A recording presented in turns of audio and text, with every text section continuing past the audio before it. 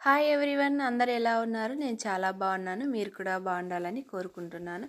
ఈరోజు టాపిక్ ఏంటంటే మునగాకు పొడి అండి. మునగాకు పొడి ఎలా తయారు చేయాలో చూస్తూ మునగాకు, చింతాకు, వెండిన మునగాకు, జీలకర్ర, కారము, ఉప్పు,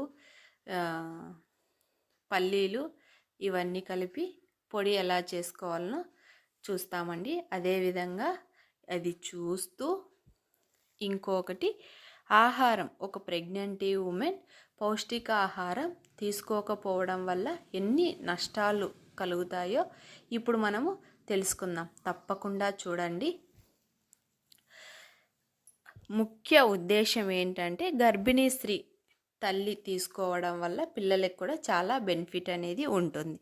పిల్లలు మరియు తల్లులకు అనుబంధ పోషకాహారాన్ని, ఎలాగైనా ఆహారాన్ని అందించాలి. ఒక గర్భిణీ స్త్రీ పోషకాహార లోపం ఉంటే ఏమవుతుంది? ఎటువంటి బిడ్డను జన్మనిస్తుంది?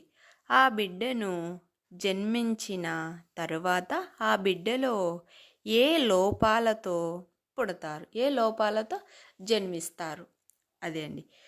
పౌష్టిక ఆహారం తీసుకోకపోవడం వల్ల బిడ్డ పుట్టుకతోనే అవయవాల అభివృద్ధి లేకపోవడం, అనారోగ్యంగా ఉండడం, సరైన బరువు లేకపోవడం, ఎత్తు కూడా లేకపోవడము, నెలలు పూర్తి కాకముందే డెలివరీ కావడము, ఏదో ఒక అవయవ లోపం ఉంటే ఆ బిడ్డ ప్రపంచంలో ఒంటరిగా బ్రతకాల్సి వస్తుంది. ఆ తల్లి పోషక విలువలు ఉన్న ఆహారం తీసుకోకపోతే ఎన్ని నష్టాలు తల్లికి, బిడ్డకు. తక్కువ ఖర్చుతో ఎక్కువ లాభాలు ఉండేదిగా తినాలి. అంతేకాకుండా బిడ్డ 5 నెలలు అయినా 2 నెలల పిల్లవాడిలాగానే ఉంటాడు. గ్రోత్, డెవలప్మెంట్ అనేటి సరిగ్గా లేకపోకుండా ఉంటాయి. ఈ వీడియో చూసి మన తెలుసుకొని ఎదుటి వాళ్ళకు కూడా చెప్పాలని కోరుకుంటున్నాం. ఒక పిట్టకి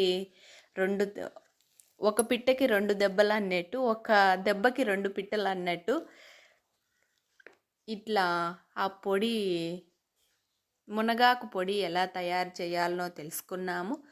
ఒక గర్భిణీ స్త్రీ ఆహారము తీసుకోకపోతే బిడ్డ వల్ల తల్లి వల్ల బిడ్డకి ఆహారం తీసుకోకపోతే ఎన్ని నష్టాలు ఉన్నాయో అది కూడా తెలుసుకున్నాం. ఈ వీడియో మీకు నచ్చినట్లయితే ప్లీజ్ సబ్స్క్రైబ్ చేసి, లైక్ చేసి, షేర్ చేయండి.